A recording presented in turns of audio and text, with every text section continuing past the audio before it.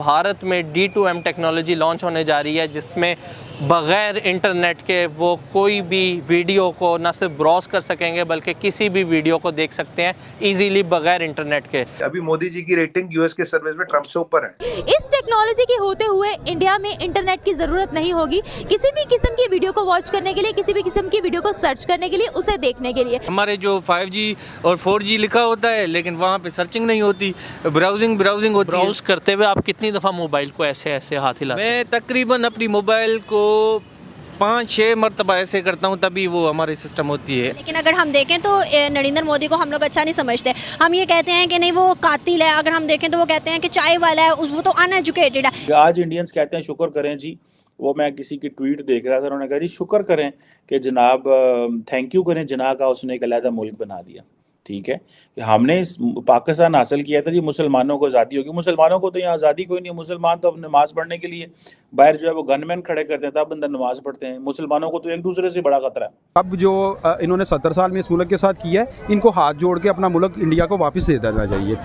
देखिए, हमें पाकिस्तान का सबसे बड़ा फ्लॉ ये है कि ये इस्लाम के नाम पे जो है मुसलमान मुल्क बनाया गया है। और एक ऐसा मुल्क जो इस्लाम के नाम पे बना है तो जाहिर बात है उनके जो सिटीजन हैं उनको इसी नज़र से देखा जाएगा। बंद कमरों में बैठ के कहते हैं हमारा दुश्मन अमेरिका है, बाहर खड़े होकर कहते हैं इंडिया और इजराइल है। मैंने आपको रोहित भाई लास्ट शो पे बोला था ना, अब भारत नहीं है पांचवी तीसरे की बात है, पहले या दूसरे की। अगर चाइना गया और साथ में जर्मनी गया, बचा जापान को तो हम 2-3 साल में पीछे कर ही देंगे। तो फिर गेम में कौन रहा? गेम में रहा यूनाइटेड स्टेट्स ऑफ अमेरिका और हम। फिर बात की होगी भाई 2030 में, 2050 में। मेरा एस्टिमेट है 2050 में हम यूएस को पीछे छोड़ देंगे। अबला ऐसा नहीं होता कि आपके पास न्यूक्लियर है, इंडिया के पास न्यूक्लियर है। आपके पास कितनी टेक्नोलॉजी है, टेक्नोलॉजिकल एडवांसमेंट कितनी है। आप देखिएगा कि इंडिया में अब एप्पल भी आ गई है, डिजिटल करेंसी भी आ गए और 5G 6G वेरी सून आ जाएगा।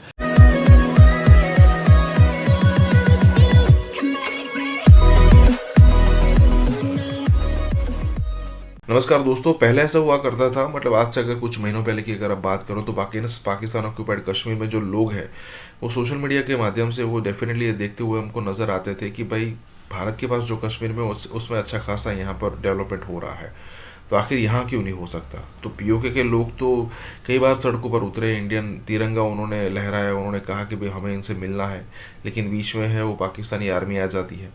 लेकिन अब ऐसा होता हुआ दिखता है कि भाई जो मेनलैंड है पाकिस्तान, जो कि लाहौर है, कराची है, वहाँ पर भी कई सारे लोग ये कहते हुए नज़र आ रहे हैं कि भाई हमने इंडिया से हम अलग ही क्यों हुए। मतलब जब उनके पास पावर होता है, जब उनके पास पैसा होता है, तब कहते हैं कि भाई गज़वा हिंद कर देंगे, लेकिन जब खाने के लाले पड़ने लगते हैं तब उनका कहना ये होता है कि भाई हम तो भाई भाई हैं, हम तो पहले एक ही थे, हमें आज भी मिल जाना चाहिए।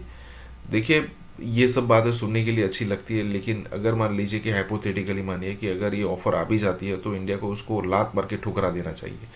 इसी के साथ ही वीडियो शुरू करते हैं। व्यूअर्स, बेसिकली आज मेरा टॉपिक D2M टेक्नोलॉजी से रिलेटेड है, जो कि अभी लॉन्च होने वाली है इंडिया में। D2M टेक्नोलॉजी मतलब डायरेक्ट टू मोबाइल टेक्नोलॉजी। इस टेक्नोलॉजी के होते हुए इंडिया में इंटरनेट की ज़रूरत नहीं होगी किसी भी किस्म की वीडियो को वॉच करने के लिए, किसी भी किस्म की वीडियो को सर्च करने के लिए, उसे देखने के लिए। तो ये एक बहुत ही इंपॉर्टेंट टेक्नोलॉजी है। हम देखते हैं कि यहाँ पाकिस्तान में 4G भी 3G 4G भी जो है उसमें भी ग्लिच आने लग जाता है, प्रॉपरली वो भी काम नहीं करती। टेक्नोलॉजी के सेक्टर में कहीं पर भी यहाँ पर फोकस नहीं किया जा रहा। इसी में उन्होंने 5G टेक्नोलॉजी लॉन्च कर दिया, 6G को वो लीड कर रहे हैं। और अब ये मोस्ट इंपॉर्टेंट टेक्नोलॉजी जो उन्होंने D2 टेक्नोलॉजी लॉन्च कर दिया, इसके बारे में पाकिस्तानी अवाम क्या कहने वाली है, कैसे कंपैरिजन करने वाली है पाकिस्तान और इंडिया का, आए जानते हैं लोगों से। क्या कहेंगे आप, इसका मुकाबला पाकिस्तान से कैसे करने वाले हैं? देखिए जी, मैं सबसे पहले इस बात का आपसे जिक्र करता हूँ कि हम लोग टेक्नोलॉजी के लिहाज से इंडिया को नहीं बीट कर सकते। इंडिया हमसे बहुत आगे है। हम लोग अभी 3G 4G भी फंसे हुए हैं, उसमें भी ग्लिच आ रहा है। ठीक है, और उसमें इशू ये आ रहा है कि अगर मैं 4G को यूज़ कर रहा हूँ, मैं किसी बेसमेंट में जाता हूँ तो वो 4G साइन ख़त्म होता है और हम लोग एच में कन्वर्ट हो जाते हैं।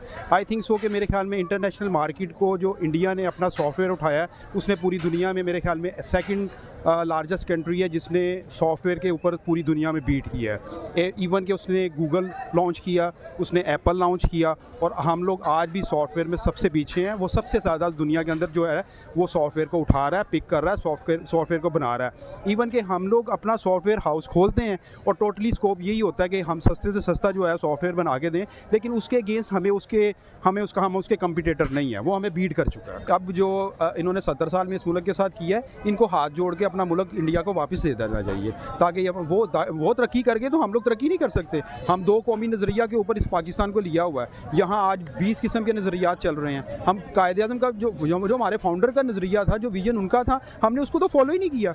हाँ, हम लोग 80 के दौर में हम लोगों ने दुनिया के साथ कंपटीटर थे। हमने PIA से एमरेट्स बनाई और एमरेट्स आज PIA को बीट कर गया। क्या वजह है? हमारे यहाँ मामला करप्ट हैं, करप्ट निज़ाम का हम लोग हिस्सा हैं। जब हम लोग इसके लिए आवाज़ नहीं उठाएंगे, आप इंटरनेट पे बात करेंगी, इंटरनेट तो हम लोग वो तो एक देखिए, वो एक ग्लोबल तरीके से दुनिया के ऊपर जो है ना, इंटरनेट के ऊपर वो हमसे बहुत आगे हैं। हमें ये अवेयरनेस अपने बच्चों को देनी पड़ेगी कि हमारे फंडामेंटल राइट्स क्या हैं, उन हुकूक के ऊपर काम होगा। आई थिंक हम इंडिया को बीट करेंगे। हमें इस चीज़ का आइडिया है। हम वो कौम है जो दुनिया को बीट कर सकते हैं किसी भी मुकाबले में। अभी तो दुनिया हमें बीट करी जा रही है और दुनिया हमें पाकिस्तान वापस भेजी जा रही है, जहाँ हम जा रहे हैं। हम लोग तो बाहर अब्रॉड जा ही नहीं सकते। आपके पासपोर्ट की वैल्यू ये चलती है कि वो हमारा पासपोर्ट देखते हैं, हमारे वीज़े रिजेक्ट कर देते हैं। पाकिस्तान के अंदर कोई बंदा स्किल लेके आता है, कोई सॉफ्टवेयर बनाता है, तो उसको पूछा ही नहीं जाता। दूसरे कंट्रीज़ की गवर्नमेंट उसको सपोर्ट करती हैं, उनको फाइनेंशियली सपोर्ट करती हैं। फवाद चौधरी साहब, जो कि पाकिस्तान तहरीक इंसाफ इमरान खान साहब की पार्टी के मिनिस्टर रहे हैं, उन्होंने कहा है कि इंडिया के जो वज़ीर आज़म हैं नरेंद्र मोदी, वो बिल्कुल सही कहते हैं कि हमें पाकिस्तान में किससे बात करनी चाहिए, क्योंकि पाकिस्तान में असल जो ताकत है वो तो सियासतदानों के पास है ही नहीं, वो तो फौज के पास है। और उन्होंने एक ट्वीट की और उस ट्वीट में ये कह दिया कि इस मुल्क में रूल ऑफ लॉ नहीं है, क्योंकि इमरान खान